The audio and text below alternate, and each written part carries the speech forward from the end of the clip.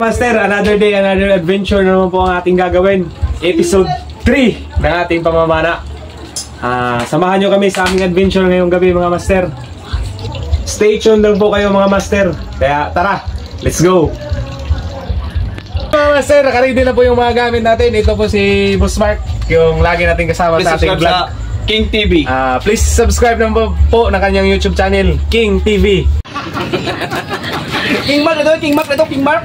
Wow! Nugnog TV po, pag-like at subscribe. Mga po, Cardo sa lisay. Abang, sulat ko ha. So ayun mga master, pupunta na po kami sa spot. Tara, samahan nyo kami. Let's go!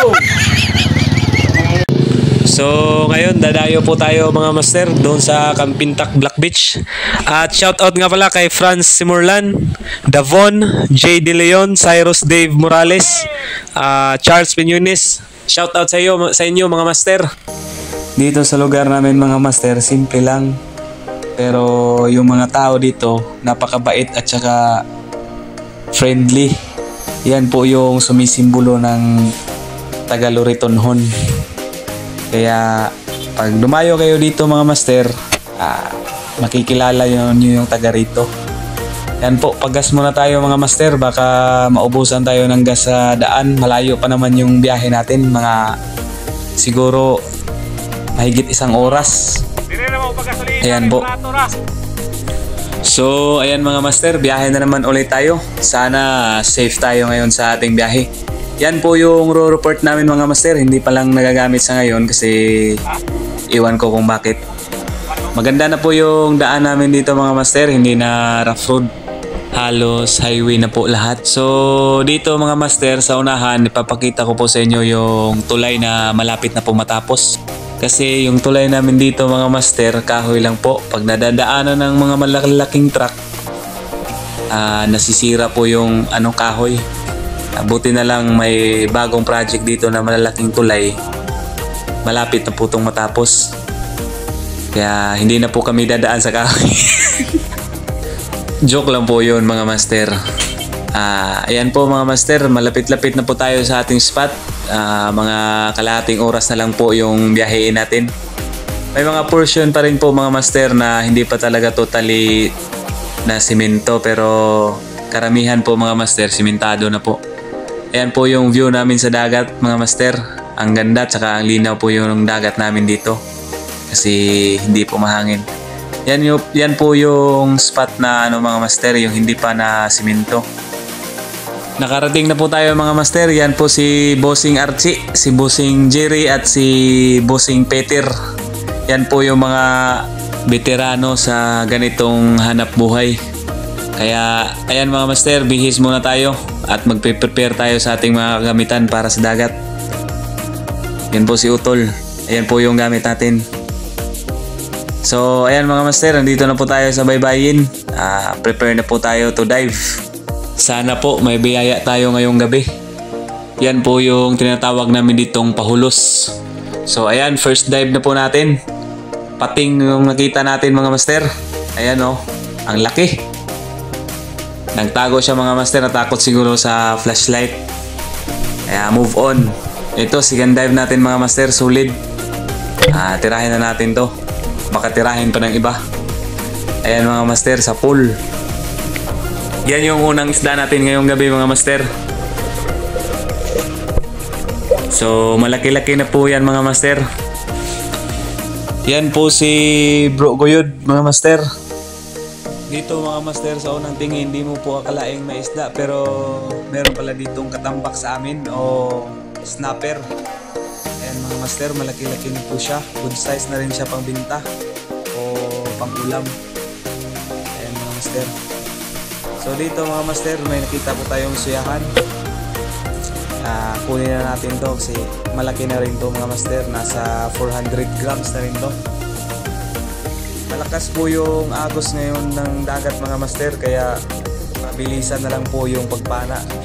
Dito mga master, may nakita po tayong banggisan pero maliit pa, kaya hindi muna natin kukunin yan. Diretso po ako sa unahan mga master, may napansin po ako doong isang suyahan kaya pinuntahan ko. Ayan, good size na siya mga master, kunin na natin to. Ayun, sa pool.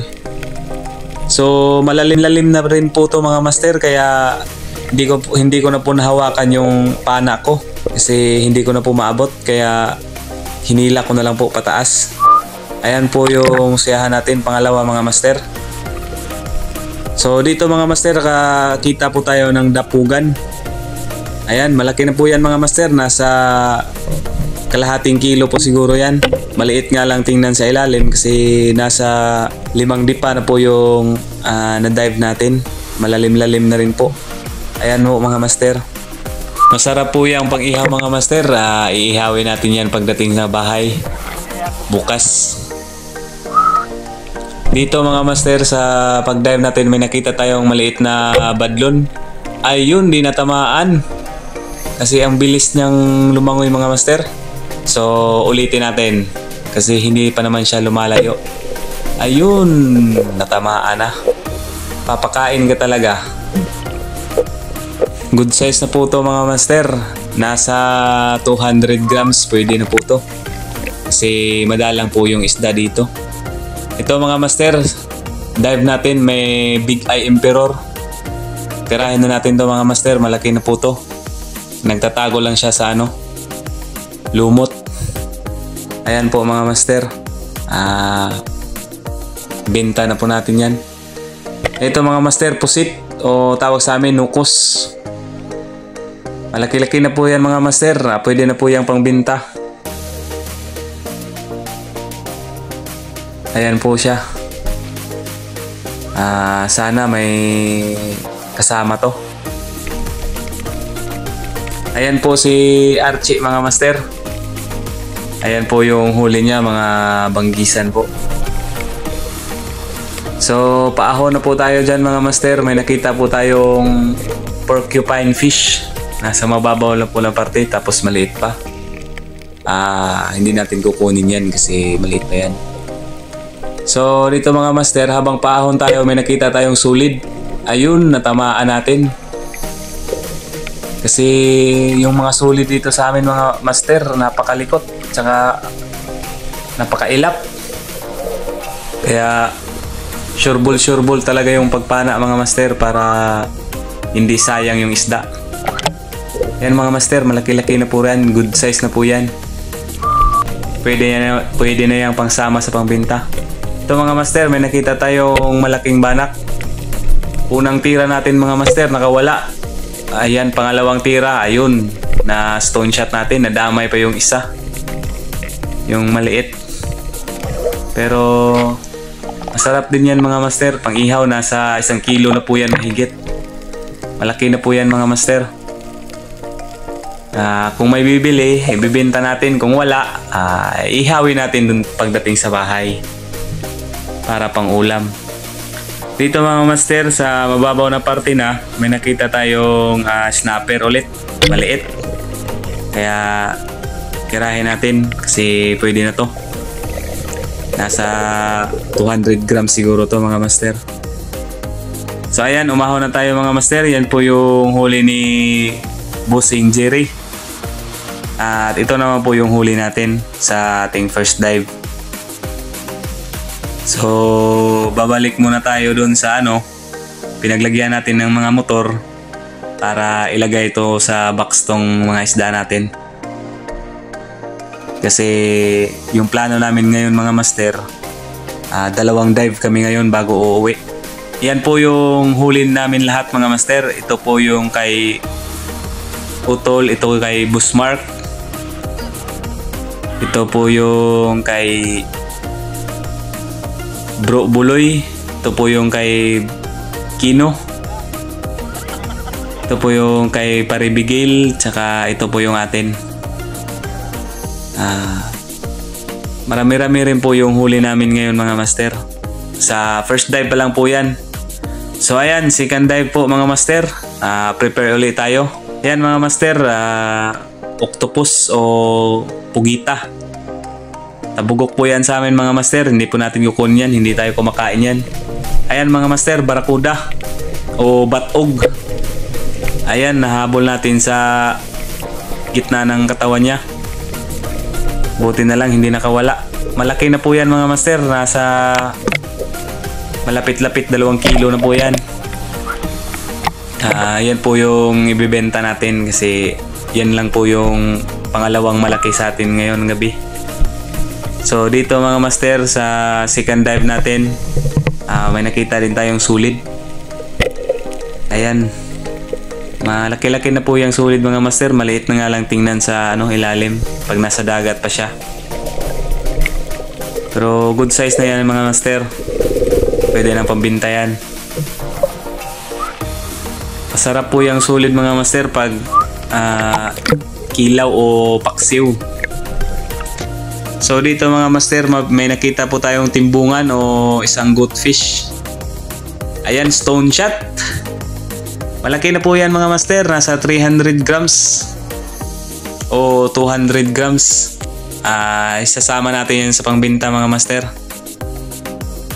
So ito mga master, may nakita tayong buras. Ayan, na stone shot natin mga master. Malaki na rin yan mga master. Dagdag na yan sa pangbinta. Sana may makarami pa tayo. Ito mga master, may nakasalubong akong isang school ng ito. Napakarami talaga nila mga master. Mula taas hanggang baba ng buhangin meron. Ito mga master, pusit. So maliit pa, hindi na lang natin gagalawin yan. Ito po yung tinatawag sa amin na dapag mga master. Iwasan po nating maapakan yan kasi napaka-poisonous po ng tinik niyan. So ayun mga master, umahon na po tayo kasi napakalamig po ng tubig doon. Tubig dito sa amin. Yan po yung nahuli natin mga master. Barracuda. Lampas po sa box. Malaki-laki na po yan mga master. Yan po yung huli ng kasama natin. Ito po yung kay Busmark. So bali, naghahanda na po tayo ngayon mga master para sa pag-uwi. Pero magkilaw muna tayo mga master para pagdating sa bahay, pwede na matulog. Kasi wala pa po tayong kain papunta dito. Ayan po mga master, yan po yung nakilaw namin. Marami-rami rin. May baon din po kaming kanin. Ayan po mga master. Kinilaw din natin yung isang nukos nating huli. Ayan, ang sarap talaga mga master kumain sa dagat, lalo na pag marami kayo. Tsaka puro mga lalaki agawan ng kanin. So ayan mga master, yan po yung huli natin lahat. Tinimbang po natin sa bahay pagdating. Nasa 5 kilos po lahat yung huli natin. So shout out nga po pala kay John TV Vlog at kay Father and Son Fishing TV. Maraming salamat po sa pag-comment mga idol. So ayun po mga master, maraming salamat po sa panonood. At kung nagustuhan nyo po ang aking video, paki-like, share, and subscribe naman po ng aking YouTube channel, Isayang Kano TV. At click na rin po yung notification bell para lagi kayong updated sa ating ginagawa. Gaya nito. So be kind, stay safe, stay strong. Peace out.